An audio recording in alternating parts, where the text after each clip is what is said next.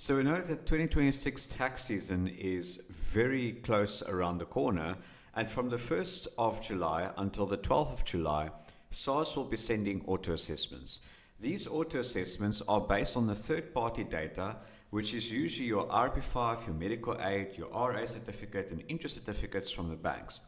SARS takes that data and then issues an auto assessment if they assume that you don't have any other income or other deductions that you want to claim. So the auto assessment could be incorrect.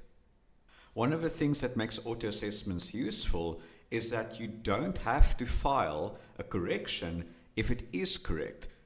However, if you did get an auto assessment, it's important to check whether you agree to the auto assessment, whether it's correct, and compare it to the RP5, medical aid, RA, and other things that you've got to make sure that the data is accurate, and if not, that you can then submit corrections.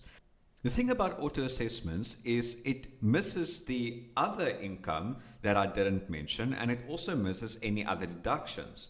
So some of your Section 18A donations might be missing. If you have commission or independent contracting income on your RP5s, the auto assessment will not pick up that you want to claim expenses.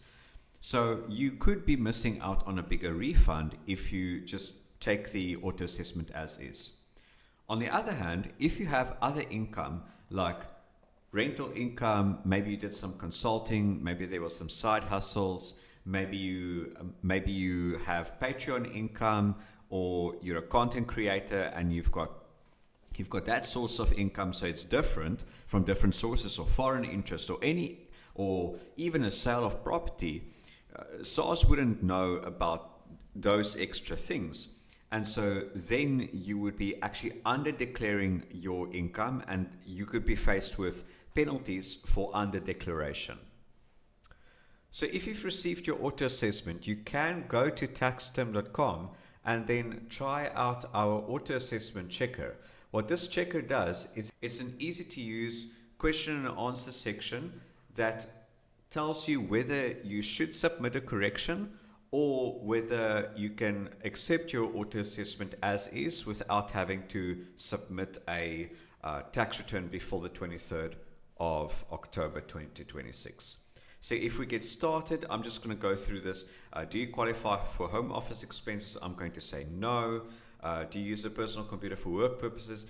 If you say yes, you could, there's a potential claim, but let's say no. But let's say, yes, I did make a public benefit organization donation. So I'm going to say yes here, I did. Your deduction will not appear on your auto assessment. Okay, that's fine. We strongly suggest submitting a correction to ensure that your tax return is accurate. And then you can click here, and it's an easy way to get started filing your tax returns through TaxTim.